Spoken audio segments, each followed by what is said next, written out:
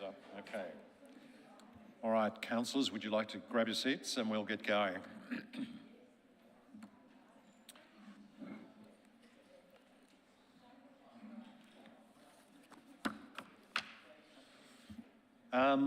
Welcome everyone to tonight's meeting of the Urban Planning Delegated Committee.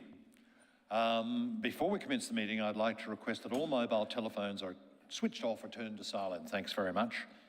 My name is Councillor Westgalt and I'm chair of this committee. I will start by introducing my fellow councillors. Sit to my left, Councillor Jim Park, Councillor Felicity Sinfield, our Deputy Mayor, Councillor Nick Stavrar, Councillor Lisa Hollingsworth, our Mayor, and Councillor Di Gillies. On the other side of the horseshoe table is Councillor Cynthia Watson, Councillor Gary Thompson, Councillor Jane Addis, and Councillor Victor Franco. I also acknowledge Coordinator Governance, Ms Kirsten Ritchie, on my left, and Director Urban Living, Mr Scott Walker, on my right. There are other officers here who will be introduced as matters arise. The Urban Planning Delegated Committee meeting is being live streamed through Council's YouTube to enable public viewing of the proceedings. The meeting is also being recorded and will be made available on Council's YouTube as soon as practical after the meeting. The primary purpose of the Urban Planning Delegated Committee is to deal with issues under the Planning and Environment Act and the Building Act. This committee has delegated authority to make decisions on behalf of Council. For those presenting this evening, and there are a few, when we come to the agenda item, it will be introduced by an officer. I will then call you one by one to come forward and join us at the horseshoe table. If you are making submissions, please present your viewpoint clearly and concisely on why you support or oppose the planning application. Please do not repeat what earlier speakers have said and keep to the submission focused on relevant issues and points not previously raised. If you are opposed to the planning application, please tell the committee why you disagree, and you may suggest an alternative approach that would satisfy your concerns. Please focus on your concerns rather than matters of history or detailed in the officer's report. There is a strict limit of 3 minutes for each speaker, including councillors. And whilst I chair this meeting, and I can vary that time, I seldom do. At the 2.5 minute mark, there will be a bell, which indicates you have 30 seconds left to complete your presentation. For those in the gallery this evening, I would like to take this opportunity to remind you to extend due courtesy and respect to each other and to the committee in general, as a whole, and refrain from any inappropriate behaviour. This includes remaining quiet while others are addressing the meeting and not disturbing the decision-making process of the committee. You may only address the council with the consent of the chair and must take direction from the chairperson as required. Where members of the community disrupt or fail to comply with directions, they can in fact be removed from the meeting, but I'm sure there's no one here tonight we'll have to do that with. And just to finish off, I'd like to encourage all submitters, officers and councillors to speak directly into the microphone. This will ensure that we can all hear what's going on. We will now move to apologies. Ms. Ritchie, are there any apologies this evening? Thank you, and through you, Chair, there is one apology for tonight's meeting, Councillor Bigger, who's on a leave of absence. I will now move to the adoption and confirmation of the minutes of the Urban Planning Delegated Committee meetings held recently, both the 5th of August and the 19th of August. I'm in search of a motion to confirm these minutes. Councillor Gillies. Thank you, Chair. Happy to do them together or separately, whatever you decide. Let's try together if we can. Do we have a seconder of that as the joined set of minutes? Councillor Sinfield. Happy to second. Thank you. Is anyone opposed? No one's opposed. I'll now put the motion. Those in favour? It's unanimous. Thanks very much. It's carried. I'll now move to declarations of conflict of interest of any councillor or council officers. Councillors, council officers, are there any conflicts of interest you wish to foreshadow in tonight's agenda? There are none. We can now move directly into the body of the meeting. Item 3.1, 655 to 657 Glenferrie Road, Hawthorn, proposed additional level to an approved commercial development, PP 21/0447.01. The officer presenting tonight will be Kelly Caparosa, Principal Urban Planner.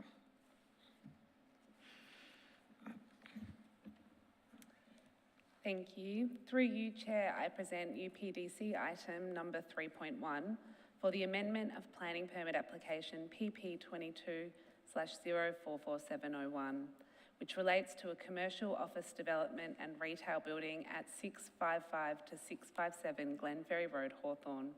The existing permit was granted by the Urban Planning Delegated Committee the 17th of October 2022. The proposal seeks to make changes to the previously approved built form to increase the office floor space. This includes increasing the height of the building 1 storey from 6 storeys to 7 storeys, or 22.4 to 26 metres, and altering the upper storey setbacks. The application was placed on public notice and 2 objections were received. Since the application was advertised, the application was amended to reinstate the level 4 basement car park, which provides an additional 14 car parking spaces and brings the ratio of car parking to be consistent with the previous approval. Council officers submit the application is strategically justified and directly supports the ongoing function and economic viability of the Glenferrie Major Activity Centre. The proposed height of 7 storeys is consistent with the site's strategic location and will sit comfortably within the streetscape without unreasonably impacting the amenity of the public realm. The proposal delivers car parking at a rate of 1.75 spaces per 100 square metres of office use, which is consistent with the existing permit. It is recommended that Council issue a notice of decision to grant an amended planning permit subject to the conditions detailed in the officer recommendation. Thank you, Chair. Thanks very much. Public submissions. Tonight, 2 people in the gallery have indicated they want to make a submission, 1 against and 1 for. So I start by calling Montserrat Pesamenti to join us at the table.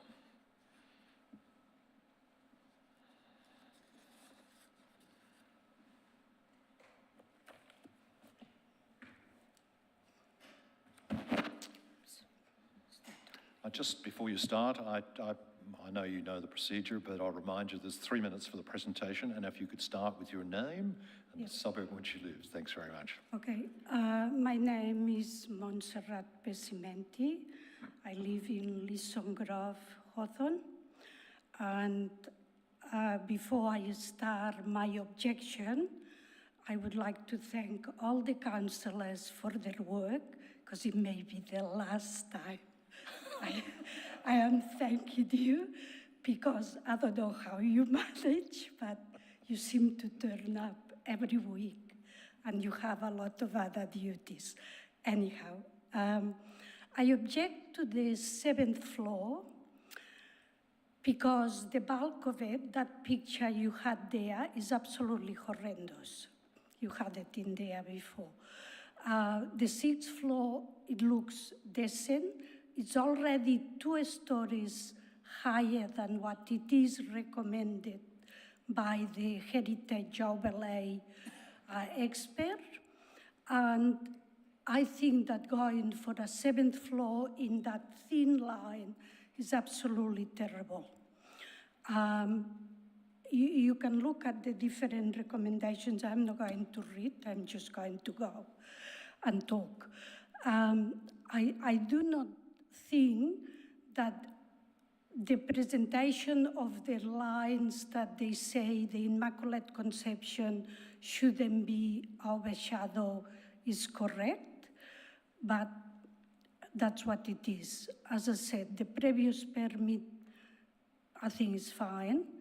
7th story is over the top. 3 stories more than recommended. Now, the other thing I would like to ask is the original permit, and they haven't started at all, finishes on the 17th of October. If you are approving the 7th story, will that give them 2 more years to have an empty site there? Or how does that work? I'm not quite sure. And I didn't have anybody to ask. The other thing I would like to point out is that the council and the traders have a beautiful mosaic in the corner of Grace, the corner of that building, Grace Street and Glenferrie Road. And I have not seen anything to protect or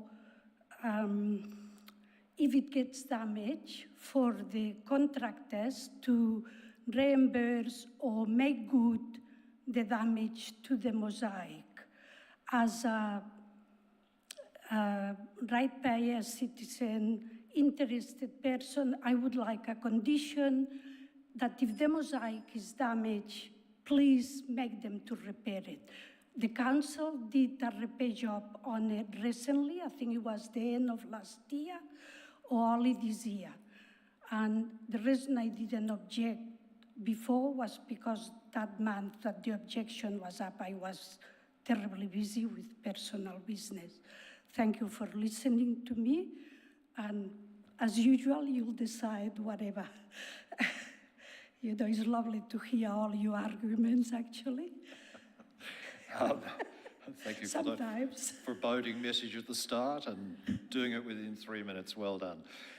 Councillor Azar, are there any questions of this presenter tonight? There's not. Thank you very much for your presentation.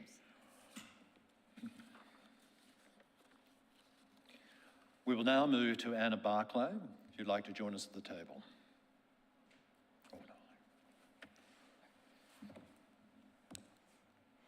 Good evening, councillors. My name's Anna Barclay. I'm from Urbis. I'm representing McMullen Group. You may remember from last time they were here. If you just mention the suburb in which you live, that'd be appreciated. Sure, and we're based in Melbourne. Thank you very much. So following the approval of this council in October 2022, the project team undertook a detailed design exercise, obtained endorsed plans and went out to tender to commence construction. Unfortunately, as I'm sure you're all aware, the rising construction costs have meant that the current design is not feasible and cannot go ahead in its current form. So for that reason, we are seeking an additional level and increased floor area to make the project feasible. And that's because it's for McMullen to have their head office here. So it's a break-even point, it's not a for-profit project. So to be able to deliver the high-quality building, including the improvements to the public realm, and particularly activate this important corner in the Glenferrie precinct, the additional floor level is required. In terms of the impacts to heritage and shadowing, as is outlined in the officer report, that's similar to the existing approval, and Council's urban designer supports the additional floor level in terms of views along Glenferrie Road and views to the Immaculate Conception Church. In relation to car parking, as you've heard, it's in line with the original approval made by this council and actually slightly higher in terms of the rate of parking per square metre. And we are hoping for your support to be able to actually deliver this project. Just in relation to the other question about the timing for the permit, the timing stays with the original permit, so we will likely need to seek an extension of time if the amendment is granted, depending on the timing of commencing construction. I'm happy to answer any questions, and also one of the representatives from McMullen Group is here this evening if you have any questions. Thanks very much. Councillor Thompson. Thank you, Ms Barclay, for your presentation. On the proposed plans, there's an area, obviously until Glenferrie Road's built to a similar sort of urban scale, there's a blank wall that faces north. On the plans, it indicates an area for public artwork. Is the applicant happy to contribute and do that public artwork? Yes, that's right, and that is one of the permit conditions, and that's not proposed to change from the additional level. And also in relation to the mosaic in the public realm, that's intended to stay, and there's an existing public realm plan that's already been endorsed by council that doesn't change as a result of the additional level. I recall the previous application when they came through the chamber, it was high in ESD initiatives. Does this meet the same threshold, if not higher? That's right. So there's still the same ESD conditions remain in place, and there was a new ESD report prepared to support the application that's been referred to Council's ESD officer, who again supports the proposal, and the same outcomes are being sought. And the final one, obviously, the plans indicate 3 levels of basement. We're accepting of 4? Yes, that's right, and that was in response to officer feedback. Fantastic, thank you. Councillor Addis. Thanks, Chair. Thanks, Ms Barclay. I'd like to hear something other than we need this extra floor for financial reasons. It just doesn't seem like a justification, and I mean, I'm sure you have some other ideas, but that's largely what I heard. Sure, I mean, that is the reason for, I guess, coming back and not doing it in the original proposal, and there was a genuine attempt to go through an extensive tender process to try and build what's already approved. But we think from a planning outcome in terms of what the building can deliver, benefits to the public realm, and in terms of the outcome and what you'll see from the street, that it's still an acceptable outcome with the additional level. So there's nothing better about this, it's just that it's still... Well, it means it can be built, it won't be built as it is. Okay, thank you. Councillor Stavro. Thank you, Chair. I think Councillor Addis' question sort of asked a lot what I wanted to ask. I mean, I was going to initially ask you whether the developer is a charity, because you mentioned that they're not about making a profit and this is going to be a break even. That was my... That's right. So for this project, they're not a charity, but for this project, it's to house their head office. They're currently located in Camberwell, and the top levels are for them to have their headquarters of their... So it's a different project for them. They're not aiming to make a profit, but they are aiming to break even to be able to deliver the project. Yeah. I was sort of thinking perhaps that was going to be something of an answer like that, but I think a little bit of what Councillor Addis perhaps was alluding to, that even before the scenario where the prices went up and it becomes less affordable, I mean, we are using scarce space, and it is an onus on the developers to be thinking about how to maximise the efficiency, not only for profit, but to maximise the efficiency for the amenity, given that they're going to go already 6 Councillor levels. Stavro, I'm not too sure this is relevant. Is there a question? Well, I'm going to ask what principles are going behind designing buildings where the amenity, we hope, is going to be maximised, notwithstanding the cost Might that be equation. more of a statement than a question, Well, possibly? it is a question as to what principles are actually used in this particular development. It's not a statement. I I wanted to provide a little bit of context, though, because it matters. I might hand back to Ms Barclay to address that.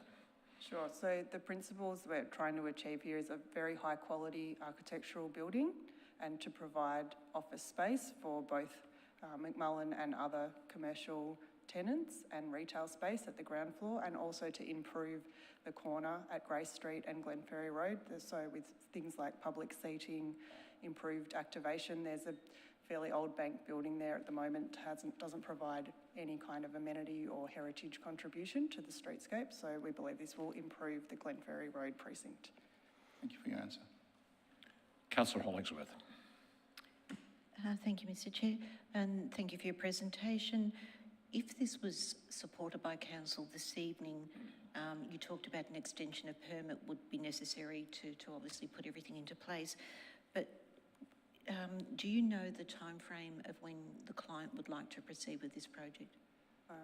Rob is here this evening, might be able to answer better than I can, but I understand they would immediately go back out through a tender process. We've already got endorsed plans, and the plans submitted with the application were to the same standard as an endorsement package, so we don't need to get condition 1 plans. So that would happen quite quickly, and then there would be a tender process and a builder. So I would expect you could start in the new year, hopefully.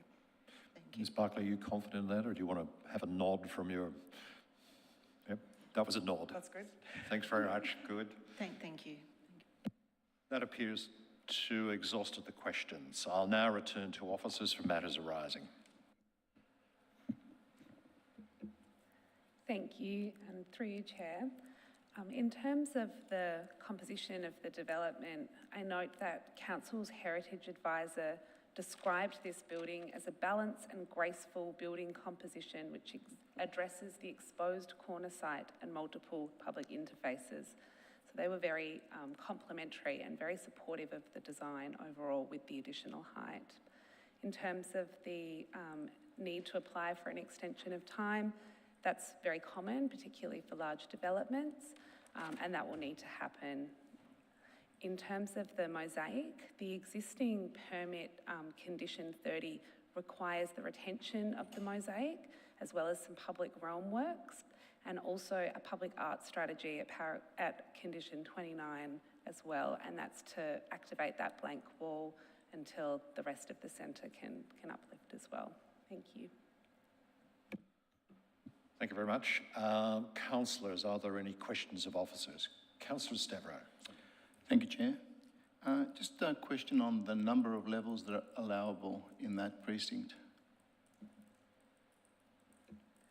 Thank you. There's a design and development overlay on the land that has a preferred outcome of 5 stories on the site. It does have allowances for where building heights can exceed that, given that this proposal exceeds a total of 8 metres numerically, and it talks about higher buildings being allowable for a high standard of quality design, innovative, ecological, sustainable design practices, minimal overshadowing of adjoining streets, public spaces and residential properties, respect for places in the heritage overlay and transitions in scales to lower built form. So it is allowable to go over that height if all those requirements are met. Thank you. Chair, you say high quality development or design. How do you judge that, and who judges that? Thank you. Through you, Chair. We would judge that by its compliance with the planning scheme, the amenity of the open space, whether it overshadows continually. We would decide that through the ESD, and this has a very high ESD rating. Support by Council's urban designer as well are all things that would contribute to a high quality architectural design. But just a follow up to that, you said initially that 5 levels are the allowable parts or levels that are allowable in the scheme, unless that it satisfies high quality design. Isn't it circular? That what I don't understand is compliance with the existing scheme is part of the reasons that you're allowed to, if you repeat your answer. I'm not really fully satisfied in understanding how one gets around that. Chair, perhaps if I add to that, it's the reference of the planning scheme is other objectives and components of the planning scheme that is being referenced there. So that's the series of objectives in the policy settings within the planning scheme that is being referenced there. So yes, the base compliance is the DDO and the height there. To go above the height, it's meeting all of the other objectives and expected outcomes of the planning scheme. That's not prescribed in terms of heights, but it's about the quality of the architecture, the delivery of economic outcomes for the particular centre. It's the location and position relative to public transport activity within the centre. There's a whole range of other overall objectives that are sought in terms of development outcomes that will come into play. Mr. Storer, I believe you'd like to say something. One more question. Thank you, Mr. Chair. I wasn't sure whether Councillor Stavro had finished his questions. I just wanted to make the observation so councillors do not misdirect themselves that the reason for the application is not a relevant planning consideration. So it's just important that we don't allow ourselves to slip into the process of thinking that there needs to be a good reason for this, because it's not a relevant consideration for us to apply. Thank you. Councillor Thompson. Oh, I haven't finished my questions. My apologies. I thought the CEO needed me to turn my mic off. Councillor Stavro. Thank you. So the other part that was mentioned was compliance with ESD standards. How do we know that buildings comply with the standards? Do we follow up with checks post development? And if that's so, how much non-compliance do we find in these scenarios? Through yourself, Chair, there certainly is an enforcement component to ensuring planning permits are delivered in the correct way and as expected by the planning scheme. There'll be elements in the ESD outcome that are embedded in the building permit that is subsequently issued. So there'll be some components of the ESD outcomes that's embedded in that, and the inspections that are associated with the building sign-off will be covered through that sort of inspection. There is then some additional enforcement that we are looking at doing, where we're doing some spot checks and follow-up of ESD outcomes for these larger mixed-use developments, where we've included those in the planning system. So there will be certainly some auditing of some of the ESD outcomes to ensure they've all been delivered. Thank you. Councillor Thompson. Thanks, Chair. No questions. Happy to move a motion when the time's appropriate. Thank you. Councillor Hollingsworth. My light was actually on for the same reason, so I'll wait to hear Councillor Thompson's motion and consider seconding it. Thank you. Thank you. The time has now come. I'm now in search, which I believe I have, a mover for a motion. Thanks, Chair. I recognise this is in your ward, but I'm very happy to move the officer's recommendation. Do we have a seconder? You do. Thank you. Thank you very much. Is anyone opposed to the recommendation, the officer's recommendation tonight? There is no opposition. Councillor Thompson, do you want to speak to this? Please do. Thanks, Chair. I'm also obviously recognising that as the ward councillor, you may want to say some words, but if you don't want to say anything, then I'm happy to speak to that motion. Thank you. Councillors, obviously this came to us 2 years ago. I think when this came through the chamber 2 years ago, it was a highly created design in terms of its integrity, and it received the acknowledgement from the officers at that point in time. It is at a very, very important juncture on Glenferrie Road, and the fact that it actually has 3 facades to it. So it needs to be a very well-resolved urban response. This has got an extra floor, obviously, but it meets all the requirements, and it's simply much the same as it was back then. It's a highly resolved design, and it's one that we can obviously support.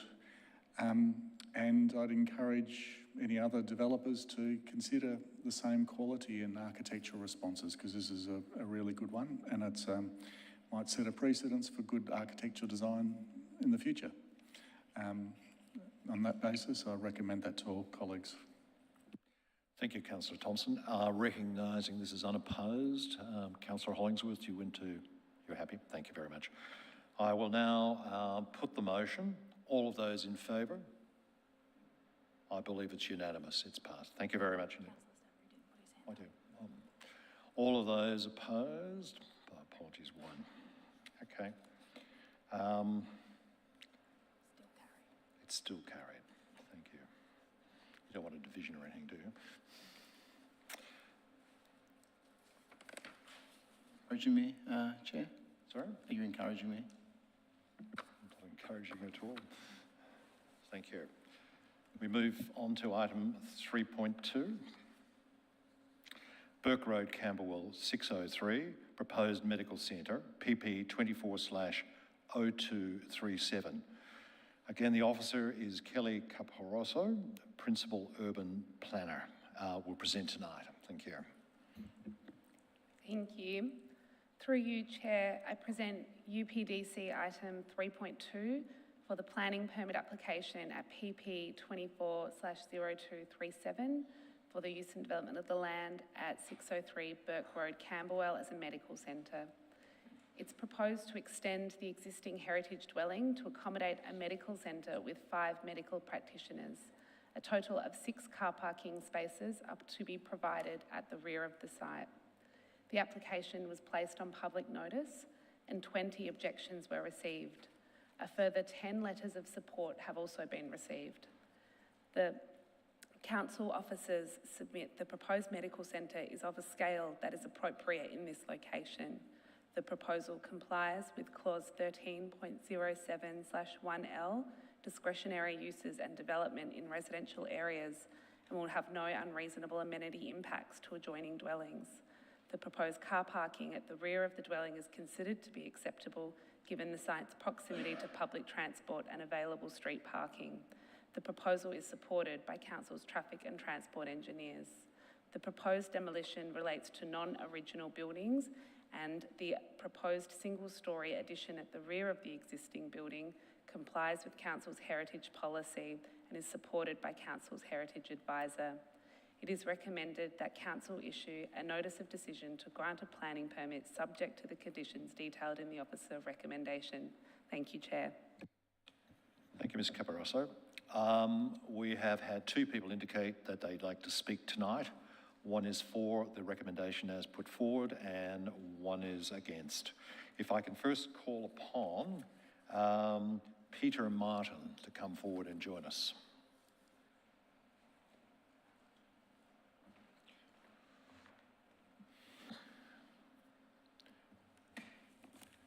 Mr Martin, I'll just remind you there's a 3-minute limit tonight and you need to start with your name and the suburb in which you live.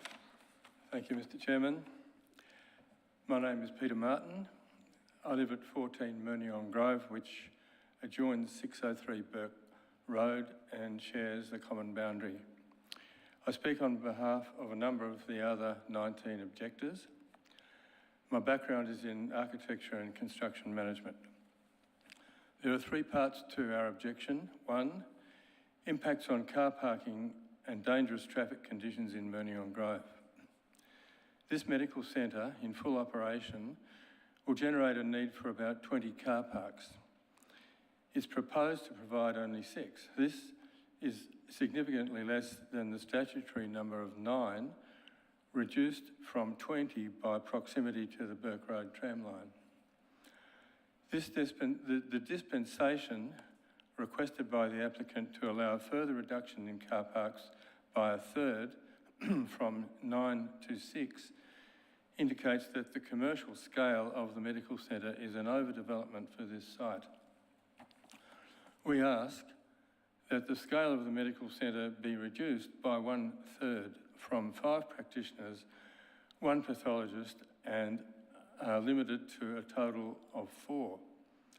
This would match the shortfall in statutory car park provision and reduce the immediate amenity and safety impacts. Number 2, proposed part demolition of the original boundary wall between 603 Burke Road and 14 Murnion Grove, and there are some pictures up on the screen. This wall is an integral component of our front entry and front garden, providing a sense of enclosure as well as visual and oral screening. The wall has strong heritage characteristics and contributes to neighbourhood character. It was constructed as part of the original stable with the house at Burke Road in 1918. The double brick wall has an original rough cast rendered surface divided by decorative bands and surrounding border of smooth render. It is 2.7 metres high at the north Murnion Grove end and 3.1 metres high at the south end. Demolishing the complete top section down to around 2 metres high would destroy its heritage aesthetic originality and function. We've discussed this with the applicant and hope they will agree to retain the full height of the wall with suitable structural support. We have offered to contribute to the cost of any additional structural support. In any event, we would ask the Planning Committee to make retention of the wall a condition of permit. Point 3, removal of the mature flowering callistemon tree number 3. This is a mature tree 6 metres by 6 metres located in the northwest corner of 603 Burke Road. Its canopy overhangs and shades the street pavement and the driveway entry to 14 Murnion Grove. It has typical prolific, brilliant red seasonal flowering. It contributes to streetscape amenity Mr. Martin, and I'll have to to our ask you property. to start to wrap up now. Thanks very much. Yes, after discussion with the applicant, they have now provided their agreement that this tree will be retained. We request that the Planning Committee make retention of this tree a condition of permit. Thank you, Mr. Martin. Thank you, that's it. Councillors, are there any questions of this presenter tonight? Councillor Addis. Thanks very much. Thanks for your presentation. Just a query in relation to the tree. My understanding is it was suggested that another tree could be planted in its place. You're convinced that it's better to keep what I understand is a somewhat deteriorated tree rather than put in admittedly a smaller one, but one that might grow into a better tree? Well, my understanding of the arborist's report was that it was a healthy tree, but, you know, a bit scraggly and to be honest, it hasn't had any arborist attention for its, and I know that it's been there for our 45 years living there. It would certainly benefit from some arborist attention, but it's not unhealthy. Can I just, yeah.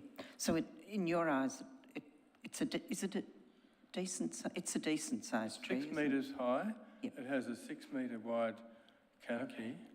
Yep. And we wake up every morning with wattlebirds and other honey eaters, you know, having a wonderful time there. So. Thank you.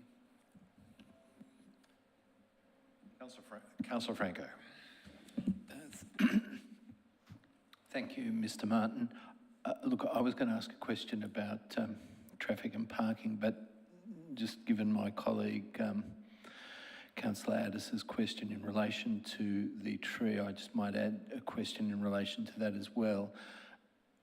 I take it that the tree provides a buffer along with the aesthetics of the existing wall to your property from the proposed commercial development next door. Is that correct? And would you like to comment on that? That is correct. The tree would be to the left of the end of the wall in the picture on the screen, and it certainly provides a complete buffer along that boundary. Thank you. And in relation to the parking and traffic concerns that you've mentioned and that you're speaking to in relation to the concerns of other residents, could you articulate what those concerns are in the street and how the current proposal might adversely add to that? Well, despite the traffic consultant's report, there is quite a lot of use of Murnion Grove for car parking, and including from the surrounding apartments in Burke Road. We think that with this development, there will be, 10 to 15 additional cars after they've used their 6-car park at the rear that will spread themselves along Murnion Grove, and that will create a single lane from the Burke Road entry point, because the cars will try to be down as close to the clinic as possible. And there's already dangerous circumstances there where cars exiting from the Burke Road congestion quite rapidly around that corner and accelerating up Burke Road create significant hazards. And if there's a long stretch where there are cars parked on both sides, I think it's going to be even more dangerous. And the residents in Murnion Grove are very conscious of that issue. Thank you. And just one final question. In relation to the wall, you mentioned that it was constructed at the same time that the outbuildings and the stables or whatever they were, are they of the same vintage as the existing house, which is a significantly graded heritage property? Well, I believe it was all part of the same period development. I actually had a course to carry out some research on that house and building because I was engaged by one of the earlier owners to convert that back area into a standalone apartment for their son who was disabled. And so it does contain a disability access, a small apartment. And at the time I did that research and discovered that the house and property were developed in about 1918. Thank you.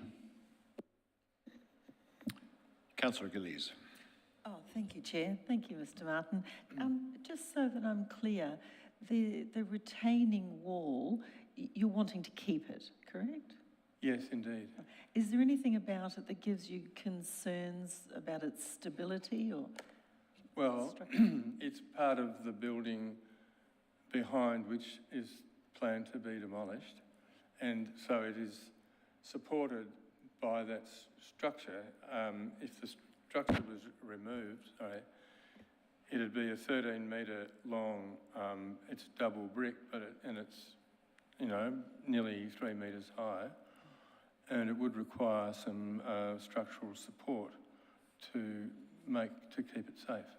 But if that can be achieved, you'd like to see it retained? Yeah, well, I believe it's not difficult to have a series of perhaps 3 steel posts that were sitting on concrete pads, bolted to the brickwork, and that would, I'm sure, be able to be engineered by a suitable structural engineer to make the wall stable and safe. Thank you very much. Thank you, Chair. Thank you, Mr Martin. That appears to have exhausted the questions. You can return to the gallery. Thank you, Chair. I now call upon Sarah Hunt to join us at the table.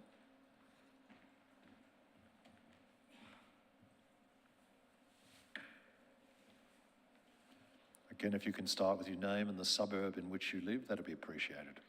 My name is Sarah Hunt. I'm a long-term resident in Hawthorn and I'm the only practicing gynaecologist in Boroondara.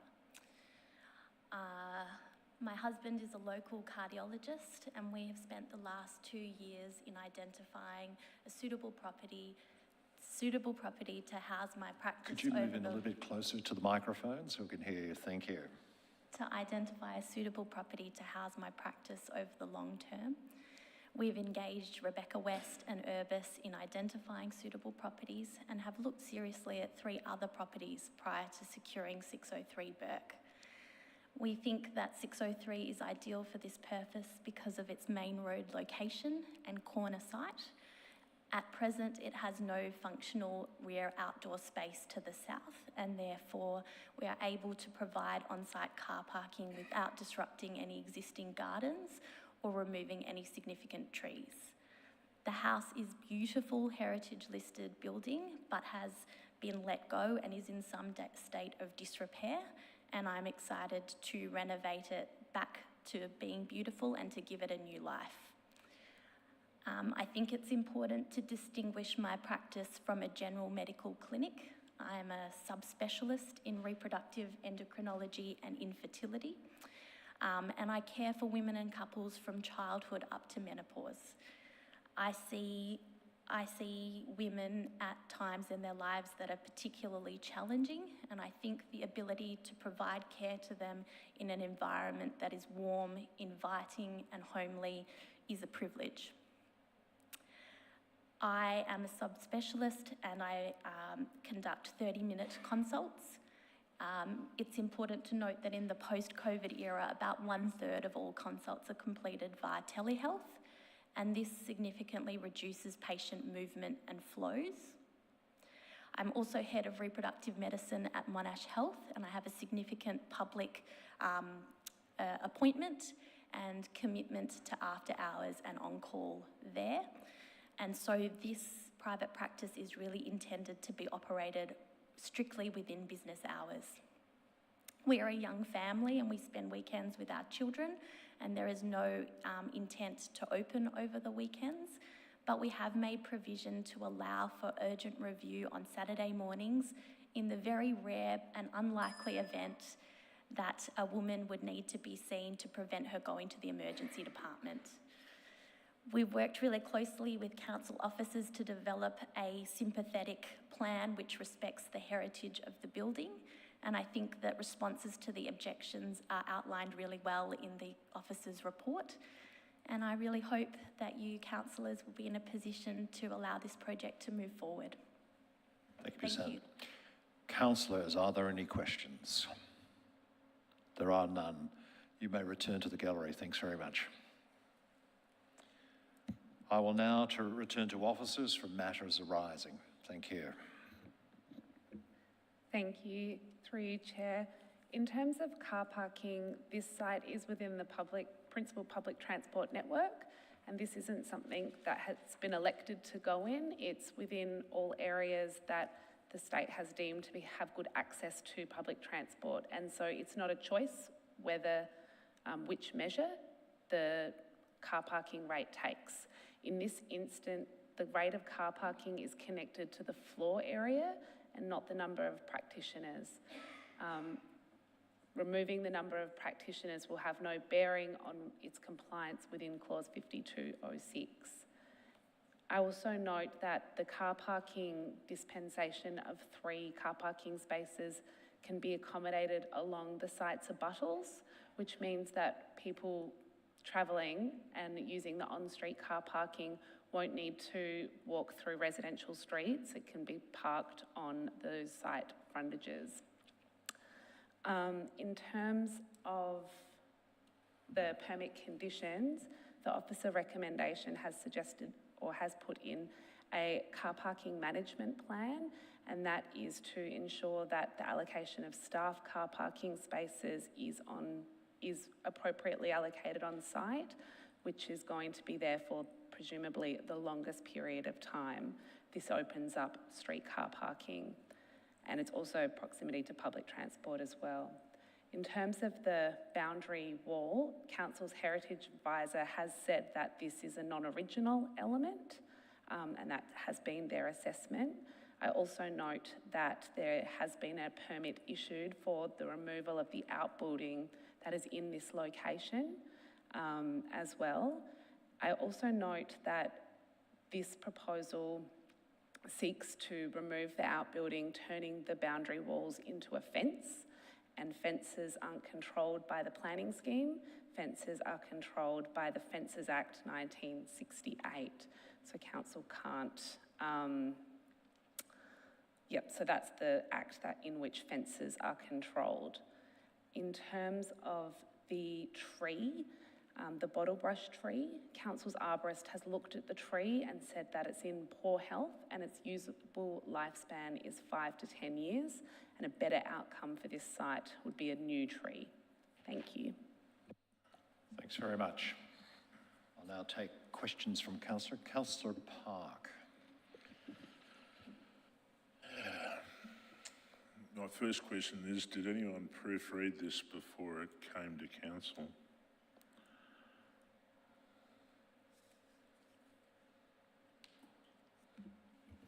Through yourself, Chair, yes, it would have been looked over by senior officers in... Senior officers, they might want to have a closer look next time, because it purports to have 42 conditions, and on my quick count, there's actually only 24 because of the erratic numbering system that's been applied. It's nonsensical, you know, and the format of it is important so that people can actually make sense of it. So, for example, the sentence immediately below clause 3 with the words "the landscape plan must show," that should bear the number 4 alongside that. And then everything down to 12 should be A, B, C, D, E, F, G, H, I, J, because they're all part of clause 4. It then gets worse if you look at 37, for example, where clause 37 makes no sense whatsoever. Clearly 38, 39 and 40 are supposed to be subparagraphs of that clause. And we've got other ones where there's 2 sets of numbering, so somebody needs to go through and actually renumber the thing so that it will make sense. Given that, are you happy with the rest of it and the substance of it? No, I've got a couple of questions. One is the green travel plan. I'd just be interested to hear what triggers that requirement. Thank you. Through you, Chair. Often a green travel plan is included where you want to encourage sustainable transport options, where there's a car parking reduction. What's the reduction here? 3 car parking spaces. Okay. The hours of operation under purported clause 31, I'm just keen to understand what the rationale is in imposing those restrictions. They're consistent with what was been asked to be put forward for their hours of operation. Right. If the proposed use, for example, was a brothel at that location, what restrictions would apply, if any, to the operating hours? I just find it an interesting contrast because my understanding is there'd be very limited constraints, but we constrain those. I hear what you say, that that's what the applicants sought, but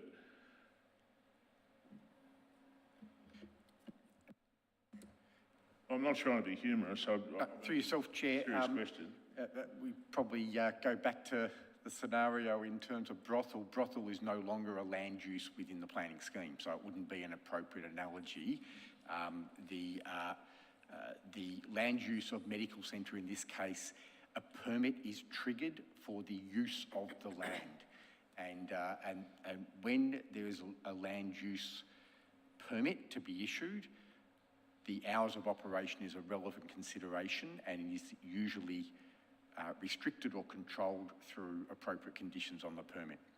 Now, in this case, it is consistent with the hours that have been put forward by the applicant, and there is an element put forward by the applicant in terms of their presentation of those hours, limiting the impact on the surrounding area if there is associated car parking into the surrounding streets. So there won't be activity within the surrounding streets that would impact on amenity of residential areas.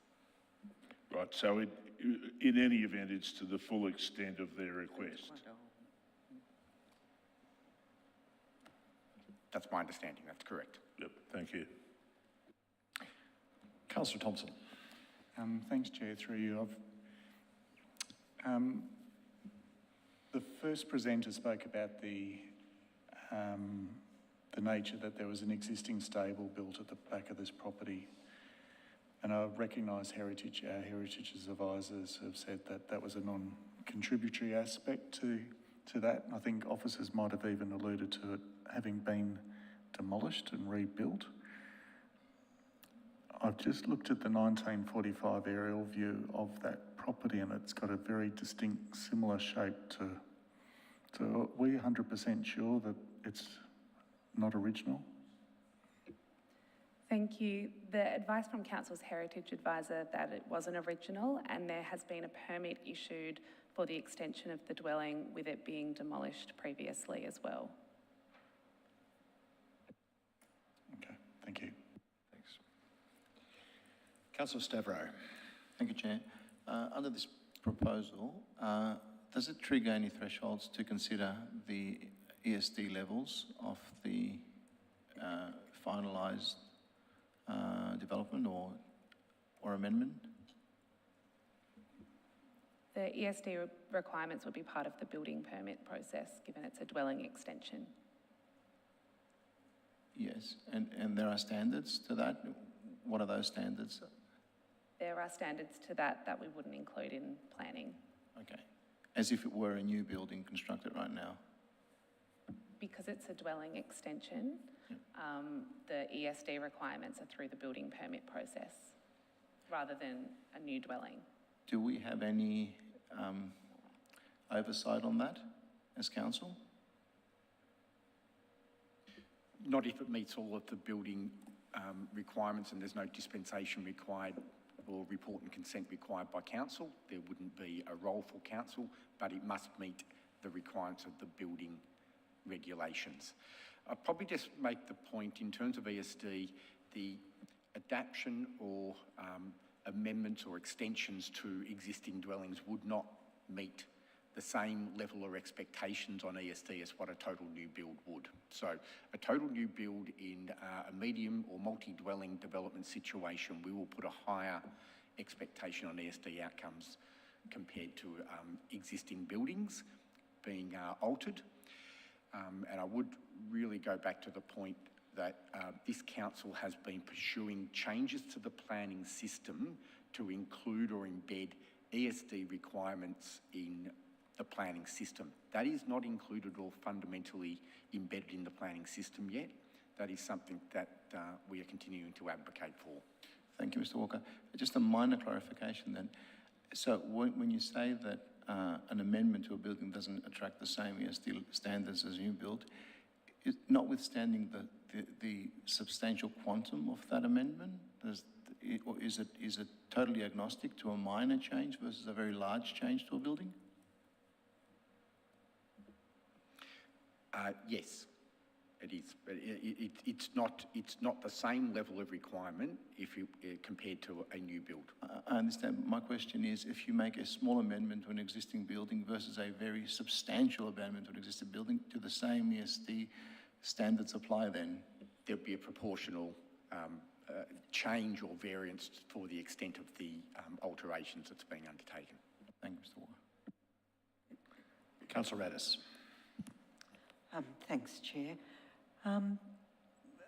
When it comes time to move a motion, does it require any mention of renumbering, alluding to Councillor Park's question, or is that within the powers of officers to do without it being noted in a motion? I was going to include it in my motion. Again, through yourself, Chair, that's a straightforward or minor correction that we can make as officers. And we wouldn't need to note it. Thank you. Councillor Franco. Thanks. One question, and I'd also like to foreshadow a motion at the appropriate time, but my question is in relation to the car parking management plan, and I'd just like to confirm that the purpose of the car parking management plan is to ensure the proposed parking sites inside the property will be for the use of medical practitioners and staff and any staff at the site, as opposed to potential clients. Is that the objective? Thank you. The car parking management plan is to specify the allocation of on-site spaces, and it's recommended that 3 spaces are allocated to staff and the rest is for visitors.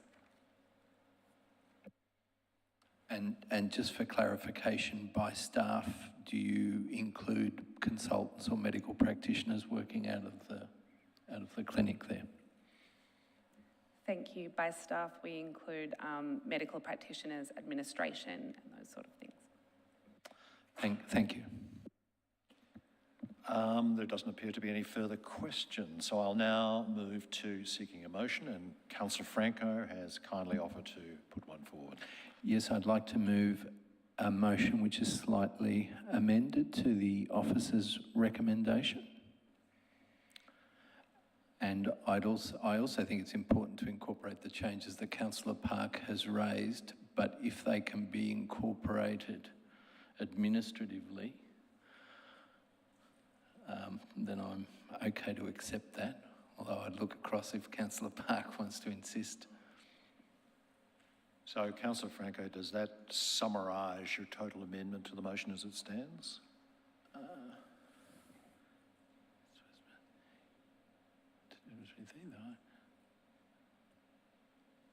Yes, thank you. Thank you. I'm therefore in search of a seconder for that motion. Councillor Hollingsworth.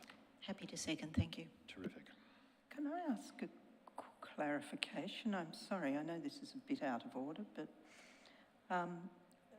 the G, does that imply it can be demolished, but something must be rebuilt to maintain?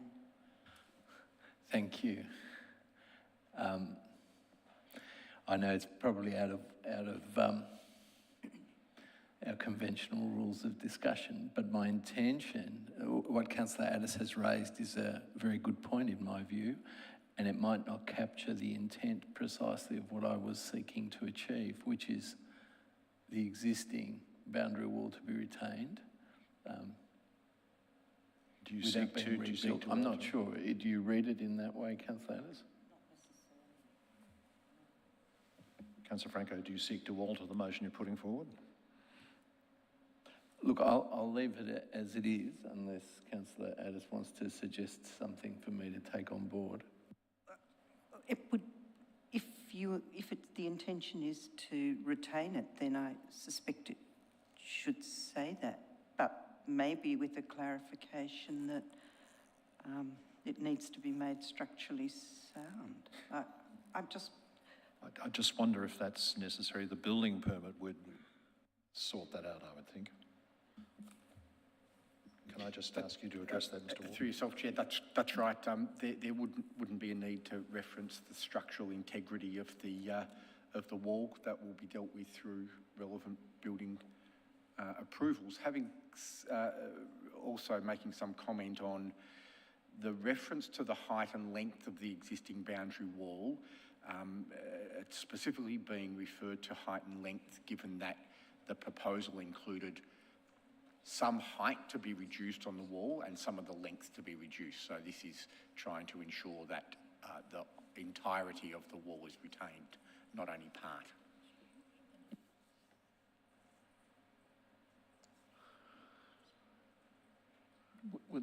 Would that rendition be a better condition then of what you just said, to remain in the original?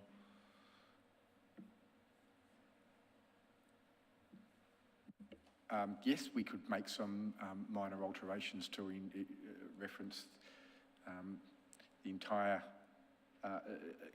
existing wall. It could be an alternative reference. In your hands. Officers are of the view that they understand the intent of this condition and how it is to be applied. Mr. Storer, you'd like to say something? Thank you, Mr. Chair. I was just going to suggest, I think Councillor Addis has made a good point. It would be better expressed as the existing boundary wall along the southern and western boundaries to be retained at their current height and length.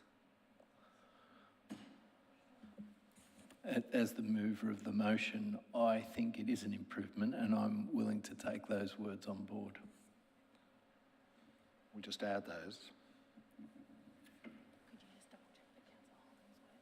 And I thank our Chief Executive Officer for the suggestion. Thank you. I was hoping to give you the joy of seeing it in writing, Councillor Hollingsworth, but are you prepared to support it verbally?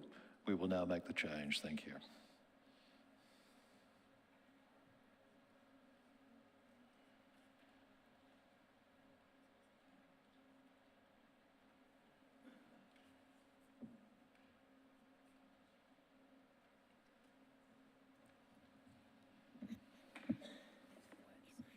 Councillor Franco, are you happy with it as it now appears? Yes, thank you. Councillor Hollingworth, are you happy to support that? Absolutely, thank you. Thank you.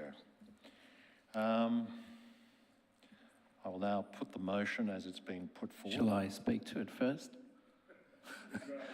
Sorry, I meant to ask, In the interest is there of anyone time. opposed to the motion as it currently stands? No one opposed. So I'll speak very briefly then. I think it's a very good development overall and a very good use for the site. It's a significant heritage building, and I am pleased to see a proposal that will retain it. I do have some concerns about the outbuildings, and they certainly do read as original to me, part of the original fabric. But I think given the advice of our heritage officers and the wording of the citation, I accept that we're probably not in a position to retain those outbuildings, and they've already been subject of an approval in a previous development. I'm aware there's a lot of traffic and parking concerns in relation to the street, but I think they can be addressed by appropriate parking signage in Murniong and a traffic study in relation to speeds. And I'll briefly mention that in general business because I don't think it's relevant to the permit application.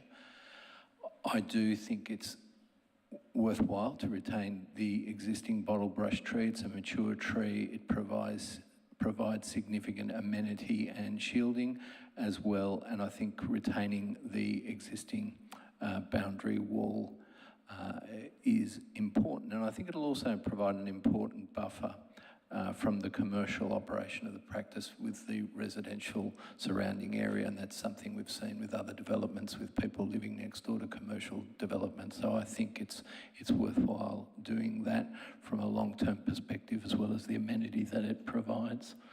So I urge all my fellow councillors to support this motion. Thank you. Thank you, Councillor Franco. Again, it is unopposed. Councillor Hollingsworth, you're happy to leave it at that. I will now put the motion. All of those in favour? Councillor Staver, are you definitely in this time? Great, thank you. I'm not the only one here, Councillor. Thank you. The motion is carried.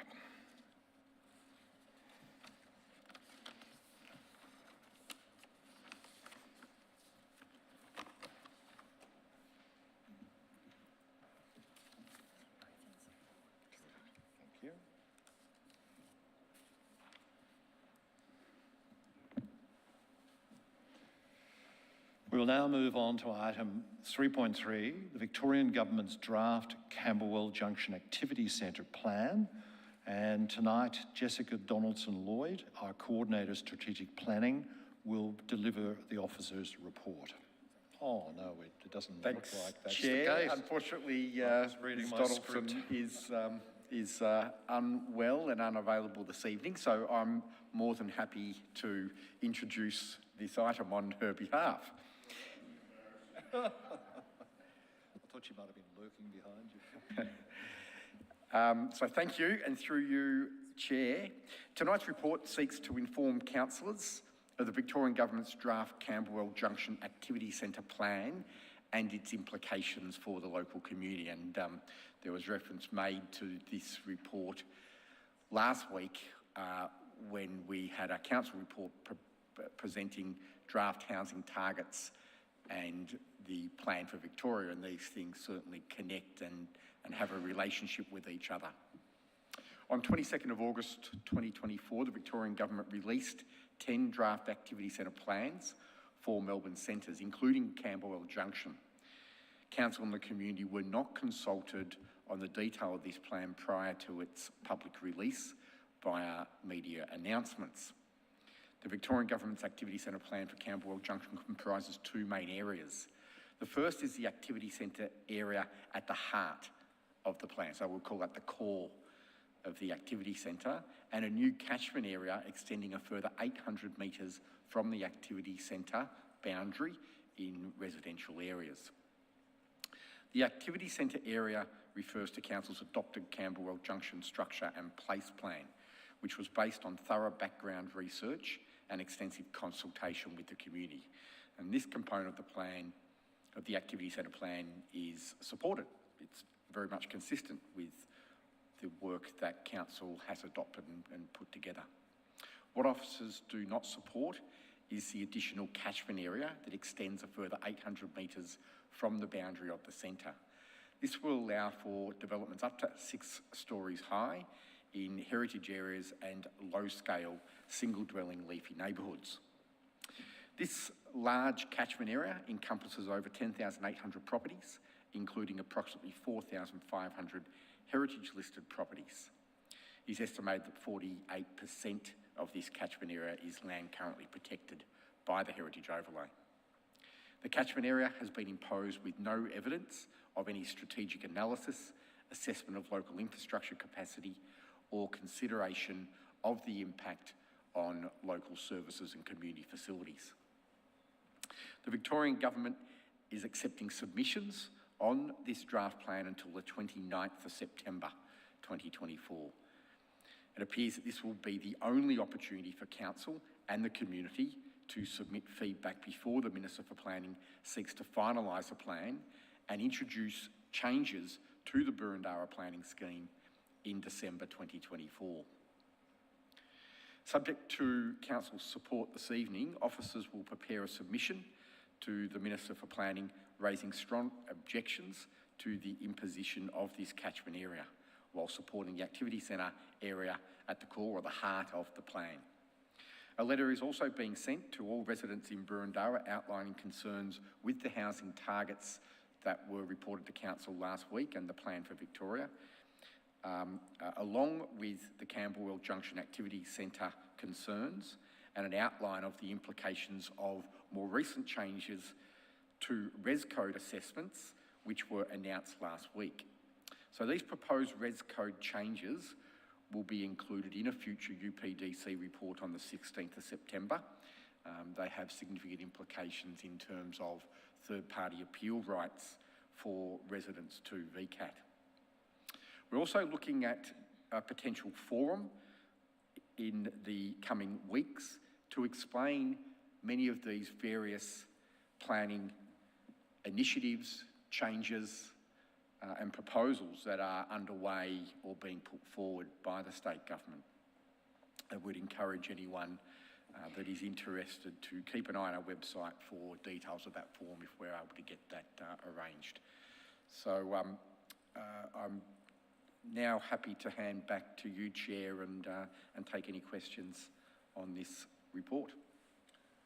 Before we do that, there's 2 people who have joined us tonight who wish to speak, and I'm pleased to say both are in support of the recommendation as appears in the officer's report. So I'd like to call upon Christina Brannigan to join us at the table.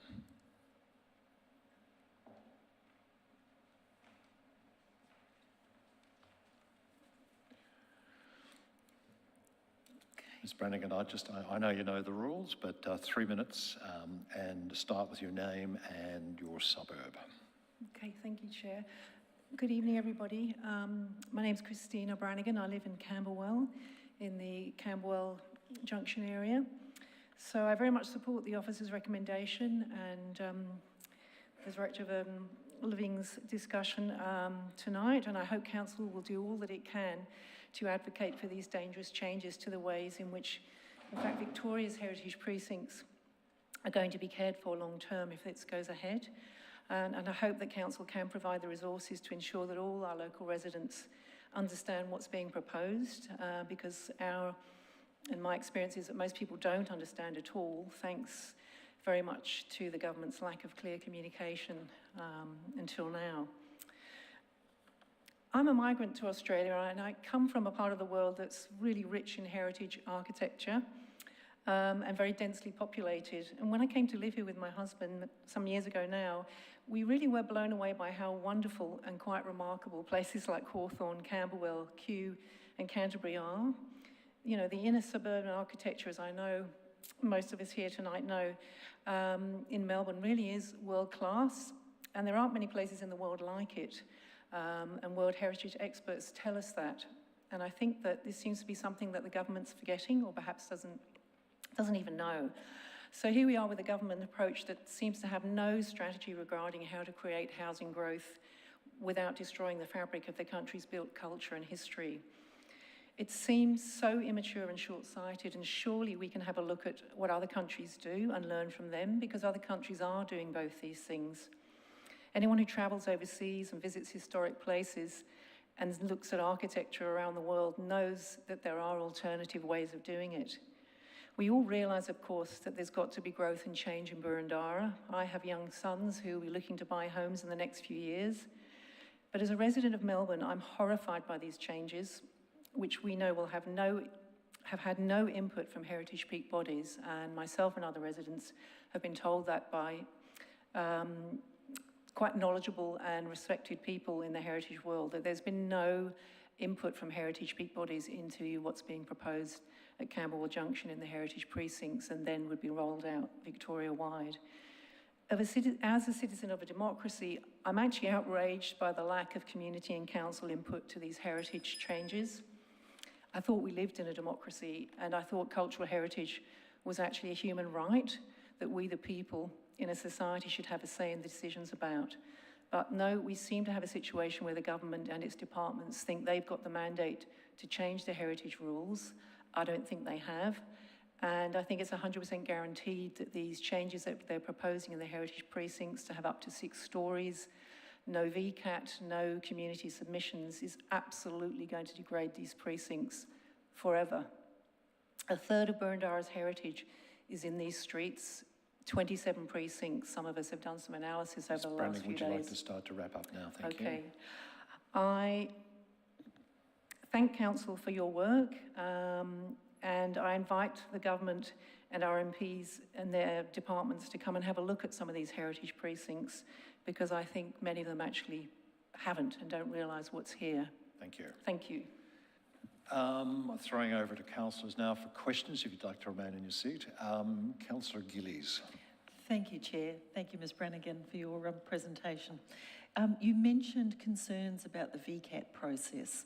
Could you just maybe expand on that and tell us your understanding of that, please? Okay, yeah, my understanding, having got some advice from other than from the government's documents, which really don't explain it very clearly, my understanding is that within the heritage precincts, what would happen is that if developers are planning to build multiple dwellings, there would actually be no opportunity for people in the community to put in submissions. There'd be no VCAT. And indeed, I believe council wouldn't be able to take developers to VCAT. Only developers can take the council to VCAT. That's my understanding, which is outrageous. Okay. Thank you. Councillor Stavro. Thank you, Chair. Thank you for your presentation, Ms Brannigan. You mentioned a third of our heritage is located in this particular activity centre under the proposal of the 800 metres boundary that the estate has proposed. Would you have any sense as to how much of our heritage would be, let's say that they forced similar boundaries, let's say Glenferrie Activity Centre, Kew Junction Activity Centre? Would you have any estimation of the amount of heritage of the whole of Boroondara would be contained with that envelope? Well, I guess it's just our estimate, and the officers would know for sure, but our analysis would be that, as you say, probably, if we're talking about just at Camberwell Junction, it's 25 precincts that seem to be involved. So the council believes that's about 4,500 properties. So my understanding is we have about 13,000 heritage properties protected in Boroondara. So my guess, therefore, looking at a lot of the heritage precinct statements of significance I have across Boroondara, is that if we then rolled out to Glenferrie, and the same thing would happen there with the heritage precincts in Kew, I'm guessing we'd be looking at, I don't know, 80% of Boroondara's heritage in those areas, because the reality is Boroondara was developed, heritage housing developed around the railways, in the late 19th century and early 20th century. So it's not surprising that that's where the best architecture is. Unfortunately for the government, that's where a lot of our cultural heritage is. You know, we can't help that we have a lot of Melbourne's heritage, and it belongs to everybody, and we should be looking after it, as we have been here in this city for many years. Thank you, Ms. Brannigan. Thank you, Ms. Brannigan. That appears to have exhausted the questions. If you could return to the gallery. Thank you. Thank you. I call upon Jane Oldham to join us. Thank you.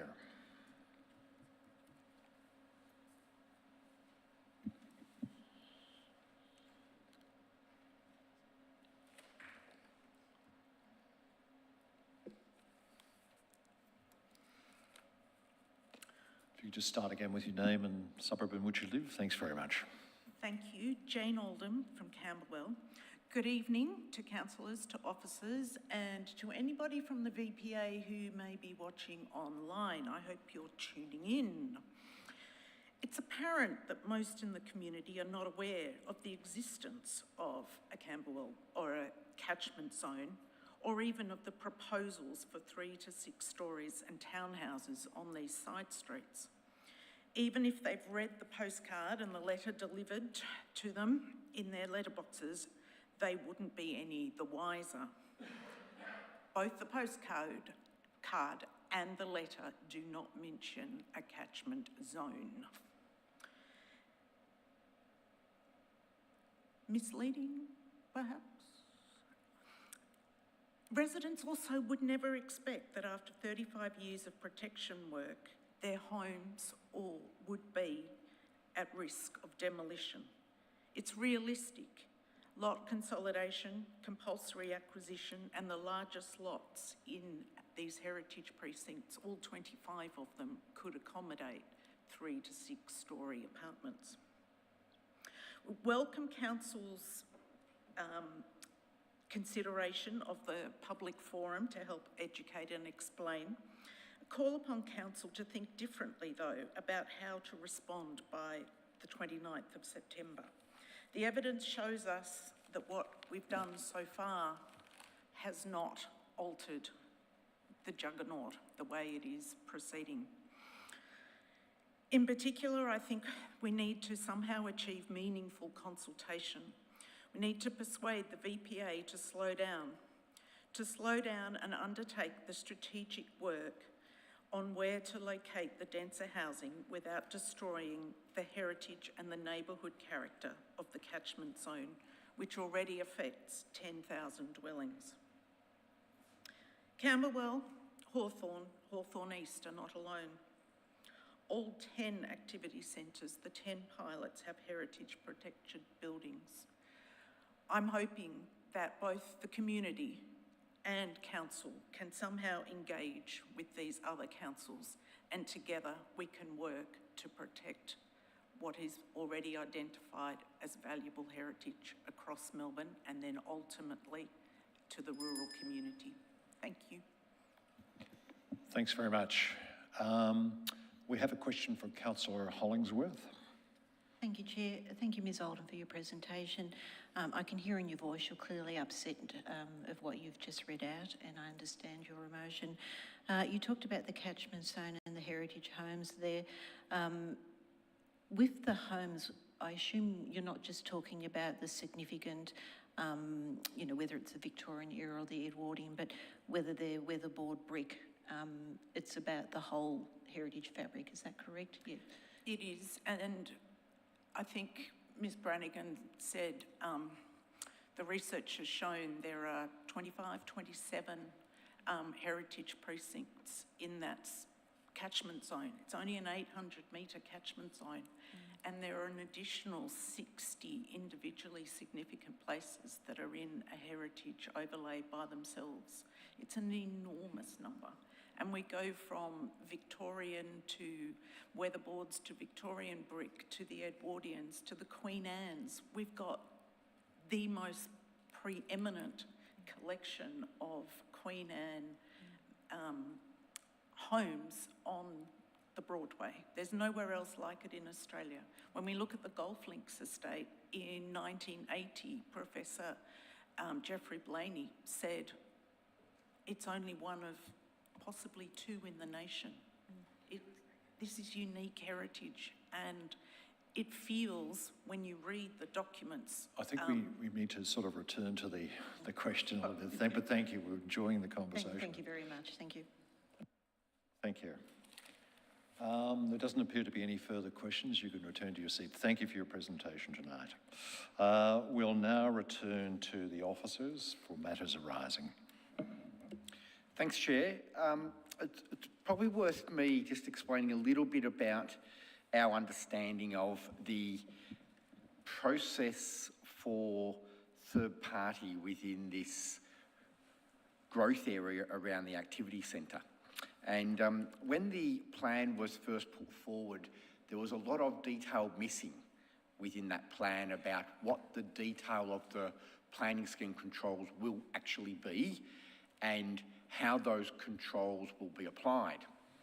And in particular, in regard to the growth area, the 800 metres extra growth, there was no explanation of what the permit process would be, who would be the responsible authority, whether the Minister for Planning or the Council, and what notification requirements would apply within that area to future permit applications. None of that detail was provided in the plan.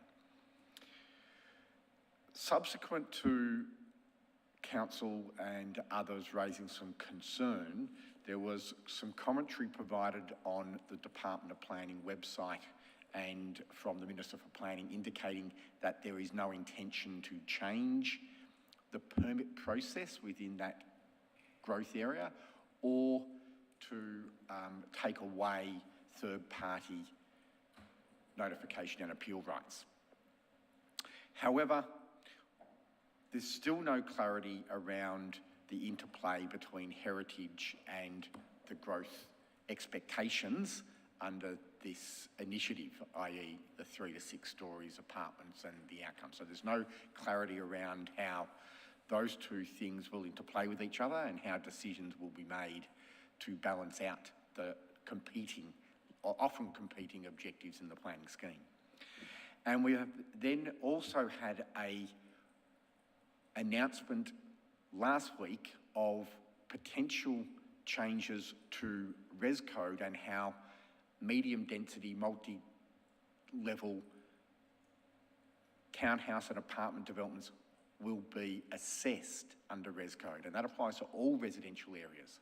And what that indicates is a proposal for a deemed to comply, where if a proposal is deemed to comply with all of the standards, including neighbourhood character and other matters, then it must be approved. It also proposes to remove third-party appeal rights for objectors to VCAT. So the effect of that change, coupled with the growth area, means that residential developments within that growth area that do meet the deemed to comply provisions of Res Code under that change will be will not be able to be appealed to VCAT from objectors. So whilst the activity centre plan in itself is not changing it, it is a subsequent change that is changing that, that provision. I would just also point out, I think there was some reference to 13,000 heritage properties in Burundara. It's actually well over 15,000 heritage properties protected now, so it's actually quite a significant number of properties that are affected by heritage overlays. Thank you, Mr. Walker. Questions of officers now. Councillor Thompson. Thanks, Chair, through you to officers. Within the state government's report, there's a map of metropolitan Melbourne which has outlines metropolitan activity centres, large ones like Ringwood, Frankston and Epping, and then it's got scattered throughout it multiple smaller, but they're called major activity centres, of which Camberwell Junction is one of those. Is it officers' understanding that in this first tranche of 10 major activity centres, the other major activity centres that are identified in that plan will be then subsequently reviewed for density? Through yourself, Chair, the Minister and the Department of Planning have made it clear that the 10 activity centres are the first group of activity centres, and that there will be new plans put in place for other activity centres throughout Melbourne. In discussions with Department of Planning officers, our understanding is that could apply to up to 121 activity centres across Melbourne. However, there's been no formal indication of which centres this will apply to, and it's also not clear whether the model that's been established for these 10 will apply to those other activity centres, although again our understanding is the model that is adopted for these 10 activity centres will apply to those other centres into the future. Sorry, I didn't quite, did you say a further 21 or 121? 121. So it is plausible that Glenferrie and Kew Junction, which are major activity centres on this map, will be subsequent targets in terms of densification? Through yourself, Chair, my understanding is that centres like Kew Junction and Glenferrie would absolutely be future centres for this type of model approach to activity centre planning. Further to the presenter's comments, obviously if similar boundaries are encaptured with that, do officers have a view as to how many heritage properties would fall within that 800 metre radius? Through yourself, Chair, no, there hasn't been that sort of calculation undertaken as yet. I think there's almost 11,000 properties in the catchment around Camberwell, with 4,500 of those heritage. There'll certainly be in places like Hawthorn or around Glenferrie, there would certainly be significant numbers or proportions of heritage dwellings captured there. Mr. Walker, is it right for our residents to be concerned with not only the introduction of the review of Res Code last week, but with these other activity centres as well as Camberwell Junction in terms of their amenity? Again, through yourself, Chair, it absolutely is fair. Officers have significant concerns over the approach that's been taken, and I think there was some discussion about that in the discussion coming out of the report last week in terms of our response to the housing targets and plan for Victoria. And that's in the context of these sorts of generic bubbles around activity centres is not good planning. It's not the way that we would go about planning for activity centres. And at Camberwell, we spent considerable time, more than 2 years, to analyse the land uses, to analyse population growth changes and projections, to analyse what would be needed in terms of future housing and activity, and to look at the specific characteristics of the land use and development forms to ultimately come up with an appropriate land use and built form structure and place plan. And when you put a generic bubble around centres that give a particular development outcome expectation based on a line on a map rather than an analysis of that location, that's not good planning and can lead to poor planning outcomes.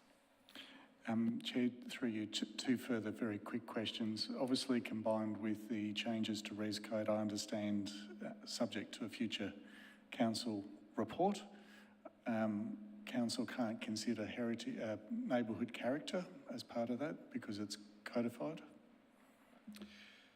Through yourself, Chair, absolutely. That's as we understand it. In fact, the neighbourhood character components of Res Code are removed under the proposal, and there are then prescriptive neighbourhood character elements included within the planning system that brings neighbourhood character down to a tick box approach. So in essence, that outer border that's considered here really removes the community and also local government from planning decision making, more than likely. Through yourself, Chair, if it is a proposal for residential development that meets the deemed to comply components of Res Code, which, given the sorts of changes many developments would, then council would have no discretion to refuse or not provide a support to those proposals. And Chair, through you, on the IAP2 public participation spectrum, what's the level of engagement the state government is taking within this feedback due by within a couple of weeks? Is it inform, consult, involve, collaborate, or empower? Again, through yourself, Chair, the approach that's being taken to the Camberwell Activity Centre plan, there is a consultation element to that, so there's a public notice and ability to receive or provide comment to the government, so there is an element of that there. In regard to the Res Code, that's a little bit different, and it's interesting the approach being taken to that consultation. It's a very, very short time frame, and what the government has indicated is that they are consulting with specific stakeholders. Now, what they mean by stakeholders is selected developers, relevant bodies that might represent certain interest groups in the development sector, and council officers, not the general public. Thank you, Councillor Thompson. Councillor Stavro. Thank you, Chair. To say the least, it is very frustrating, but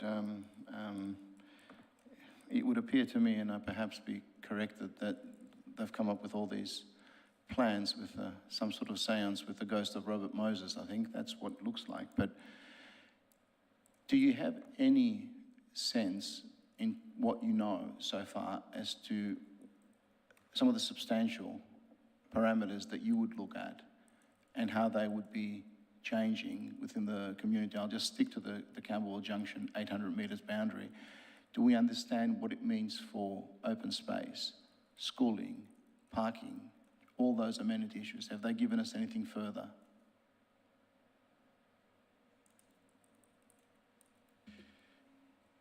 Through yourself, Chair, no.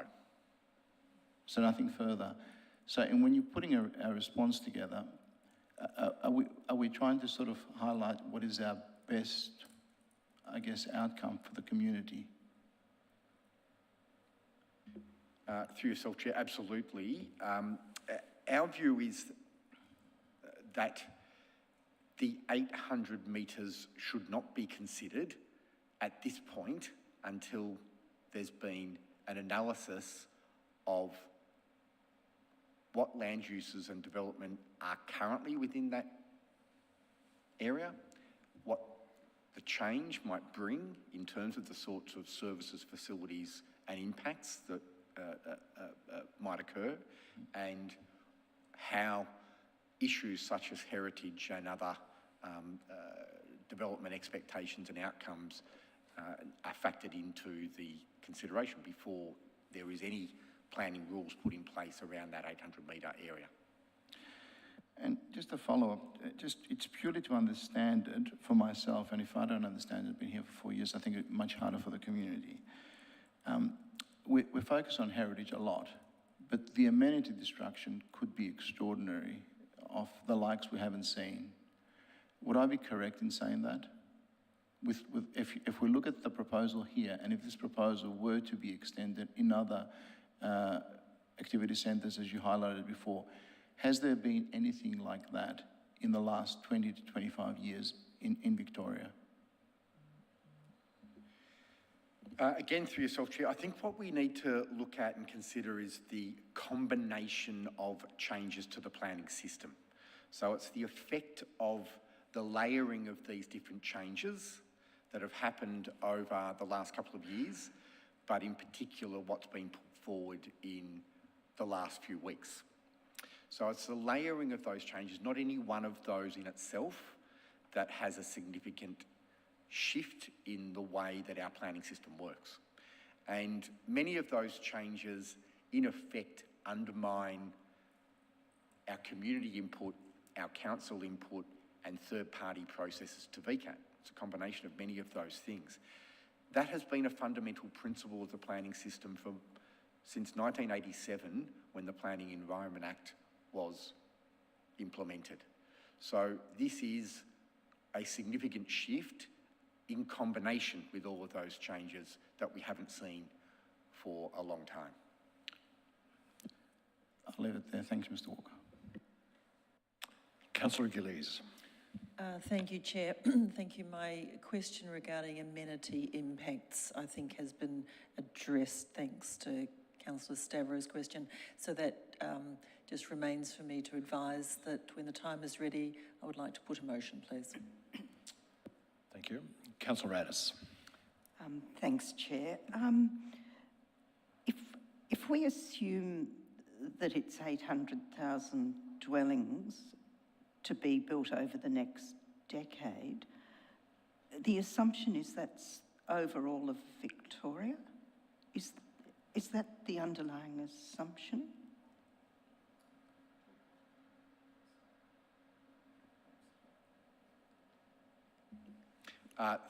Through yourself, Chair, that's right. It's the 800,000 dwellings per year across Victoria, which is 80,000 per year.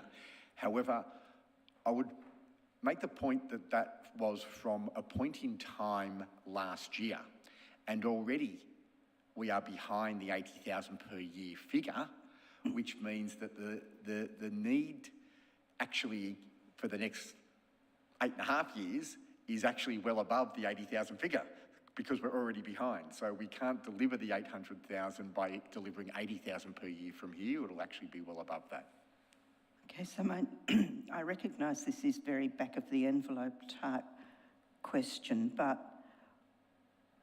given that it's 800,000 over all of Victoria, why on earth does Camberwell need to appear to absorb so many? I mean, you'd have to, if the conditions that they're suggesting were to apply, then it'd be almost like Camberwell was, I don't know what, taking all of the requirements over the next 10 years that's meant to be spread over Victoria.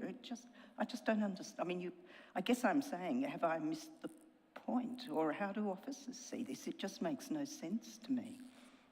Yeah, again, officers absolutely share some of those concerns. The methodology and approach that the government has taken puts a proportion of, or a higher proportion, a much higher proportion of the growth into established areas in middle ring locations such as Burundara, rather than at the growth and at the fringe of Melbourne. And there's a bit of logic to that because of the services and facilities and the like. But the sheer numbers that we're talking about mean that the load that would go on to a municipality like Burundara, in our view, is well above what would actually be delivered or is able to be delivered in any feasible, well-planned and considered way. So probably just to follow up, is it officers' view that we don't need this extent of change, like the height limits that are being proposed? Would it be reasonable to assume that with much more modest change that the area would still accommodate its share? Again, through yourself, Chair, absolutely. And what officers put forward as part of its work for the Camberwell Junction Structure and Place Plan was quite a modest delivery of additional housing within the activity centre over the next 20 years in a considered, planned and facilitated way that would not significantly impact the amenity of the area. And it's a sort of growth that is actually an increase on what's happened there in more recent years, but is in a planned and considered way and is in a manageable way and will assist and facilitate the change that's needed at a place like Camberwell. So absolutely, officers are of the view that it can be done in a planned and considered way and in a realistic way. Councillor Hollingsworth. Thank you, Mr Chair. Mr Walker, thank you for your very detailed answers on all of the questions. You mentioned earlier there were 15,000 heritage properties. I just wanted to clarify, is that residential or residential and commercial?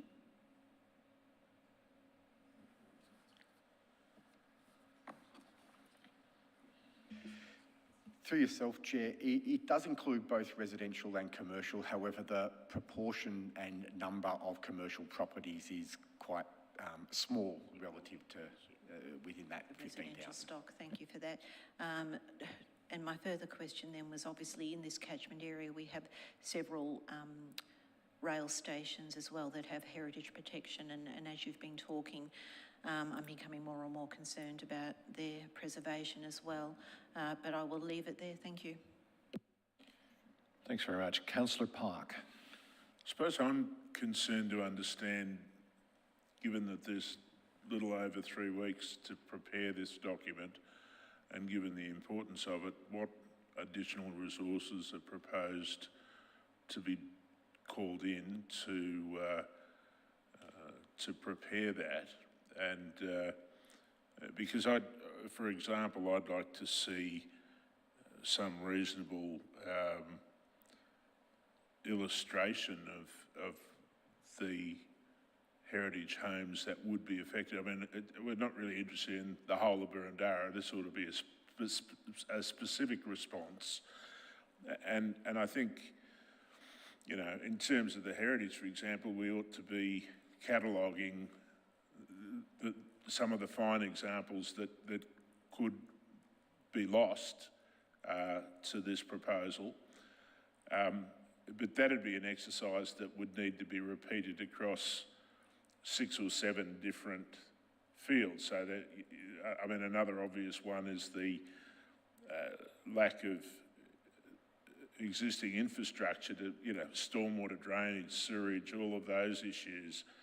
And, you know, if you sat down and contemplated, there'd be an easy 6 or 7 categories like that where you could effectively do a detailed report on each of those. And I think that's what's needed, because I think we need to go much further than to simply say we don't like this. And that's clearly a major piece of work. And whether it'll be listened to and properly considered is a whole different issue, but I think that the work needs to be done, the document needs to be there, not only so that we're seen to be properly advocating, but so that the community also has an understanding of how we've responded and why. I'm interested to hear, you know, whether that, you know, how are you going to go about this? Yeah, through yourself, Chair, there's probably a combination of things happening at the one time. And we talked last week around the housing targets and the implications for Boroondara. And we are absolutely well underway with some consultancy support to analyse what accommodating the housing targets mean for us, what that looks like and what that might look like in terms of the way that it plays out on the ground. So we can look towards the consultancy support that we've got as to how we can adapt that to the submission here, specifically on Camberwell. The other complicating factor with Camberwell is the lack of detail makes it very, very difficult to extrapolate what the impact actually will be and what it will mean in terms of the numbers of people and the impact on service and facilities and those sorts of things. So we can certainly make some assumptions based on the work that we've done on the housing targets, but it is a complicating factor, the lack of detail in what's been put forward and put out by the government at this point in terms of Camberwell. But we'll certainly be looking at and contemplating how deep we can go in that submission. So perhaps a follow-up question to the CEO, just in terms of, is there anything councillors need to do to actually ensure that sufficient resources, both financial and otherwise, are deployed here? I think we have enough flexibility to be able to do what's required. I agree with the perspective being presented. We need, for example, to look at things like education and health as well. And it's possible to actually use a formula to identify how many health services you need per head of population, particularly across the different demographic groups which will exist. We can do the same thing in relation to education requirements, for example. We understand the drainage network in that area, so we can talk about what the impermeable surface will do to the functioning of our drains. There's a range of things we can do to really highlight the short-sightedness of this approach.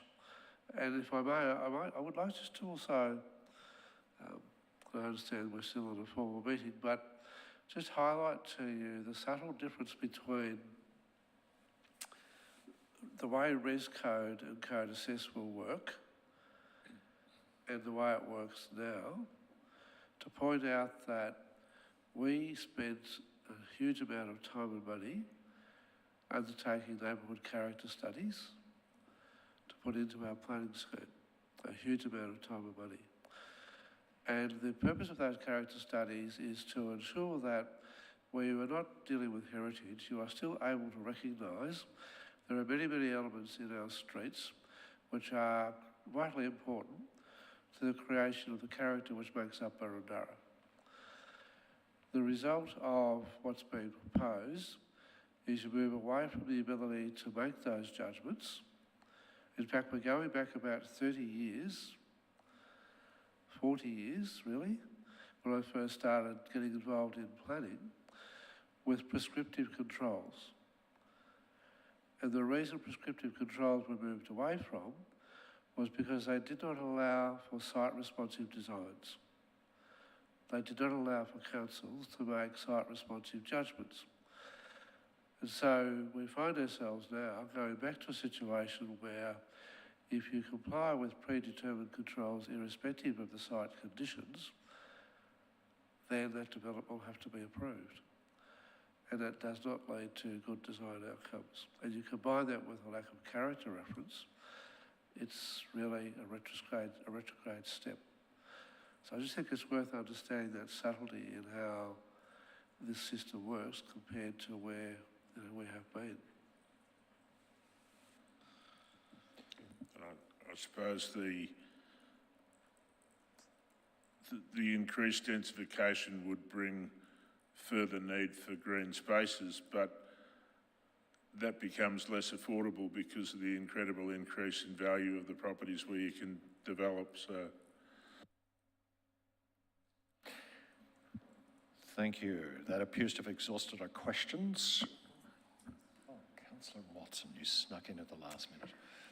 Yes, thank you. Sorry for that, Chair. A question emerged as I was listening to some of the words spoken by our CEO. A question for officers. In the designated zone and the increased zone around Camberwell Activity Centre, will the residents be caught up in one of the issues that some of the residents who live around the suburban rail loop are caught up with, which is the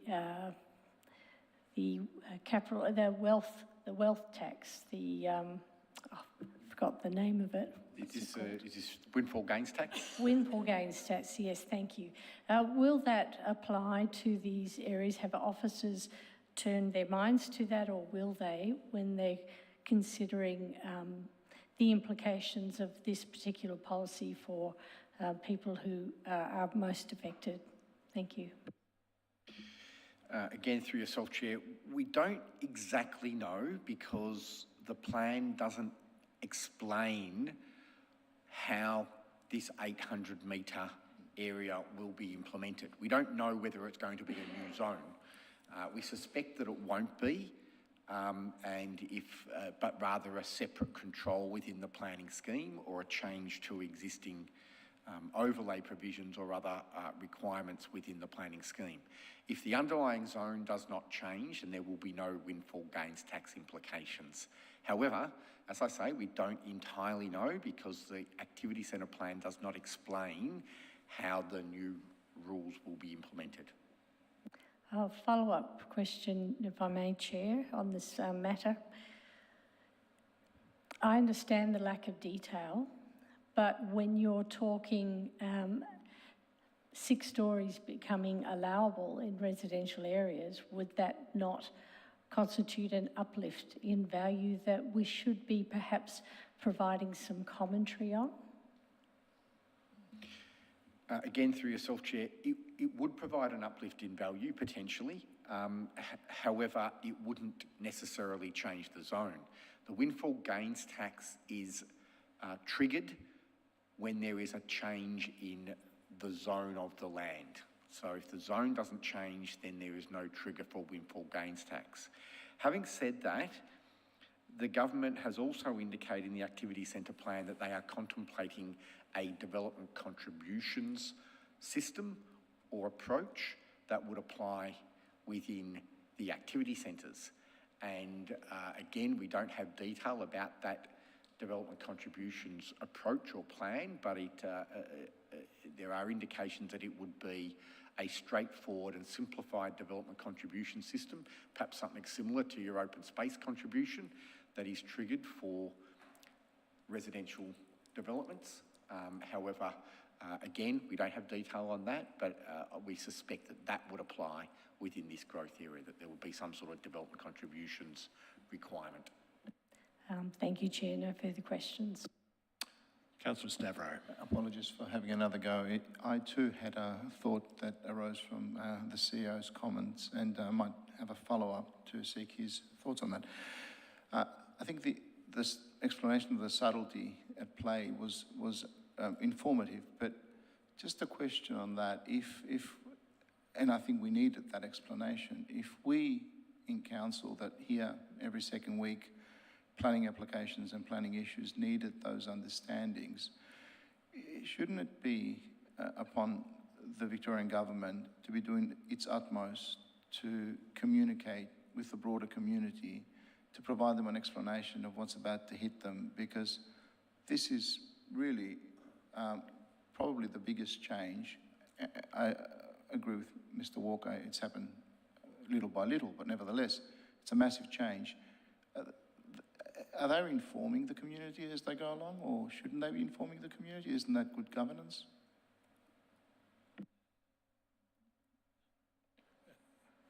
Who would like to comment on that and respond to that? Again, through yourself, Chair, as I perhaps explained with these res code changes, there is no indication that there will be broad consultation on those proposed changes. The indications are that there is some selective consultation over a very short time frame with specific stakeholders, and that subsequent to that, the new res code deemed to comply changes will be brought into the planning system.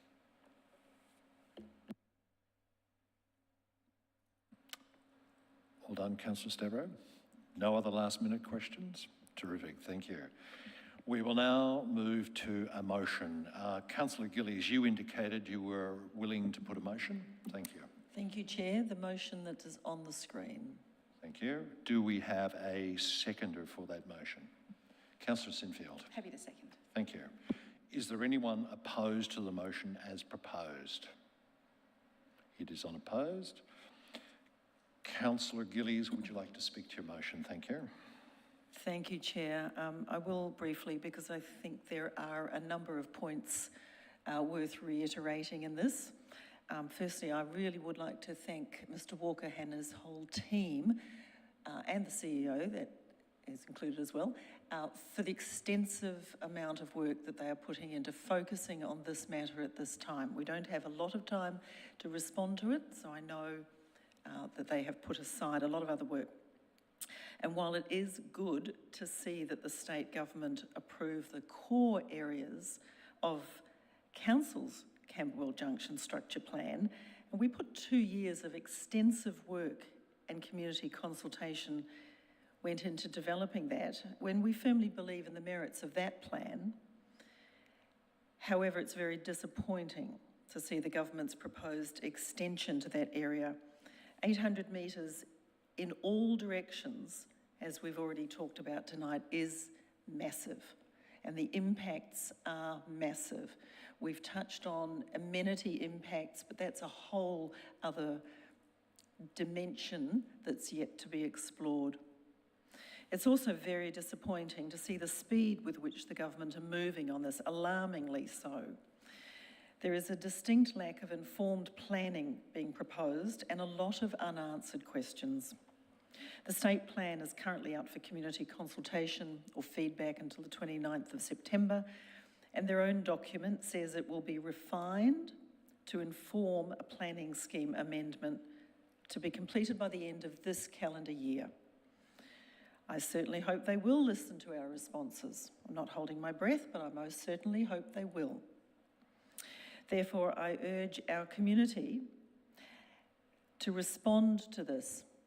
I know Mr. Walker has touched on the fact that there's a limited number of stakeholders to be considered in parts, but I still urge our community to respond, given the government have opened the door for that. And I commend this motion regarding Council's response to my colleagues. We can but address this matter with the limited information we have, raise the concerns and the issues, and with a bit of luck, we might get some answers that we can work further. This is going to be a step-by-step thing from our perspective. The government might want to be moving fast, but we need to take this step by step and help our community move forward in a constructive manner. Mr. Walker's mentioned that we're planning a public forum.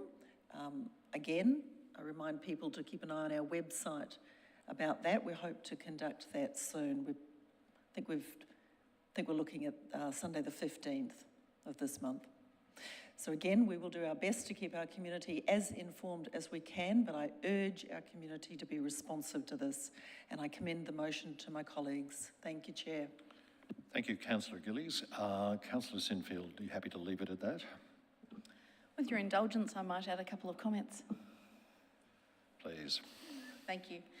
I draw everyone's attention to the social media post made by the Premier on about the 22nd or 23rd of August, headlined, "This is Camberwell," when in fact it was not.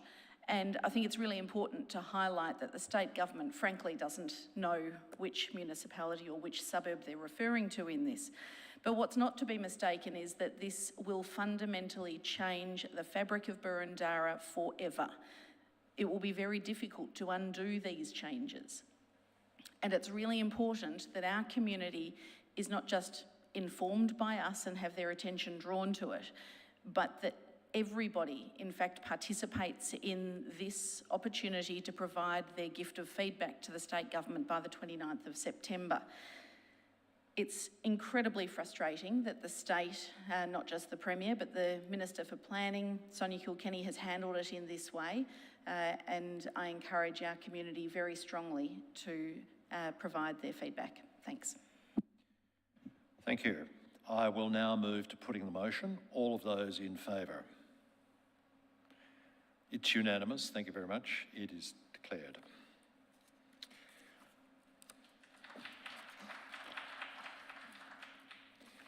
I can now move on to item 4, general business. Councillors, are there any matters of general business for tonight?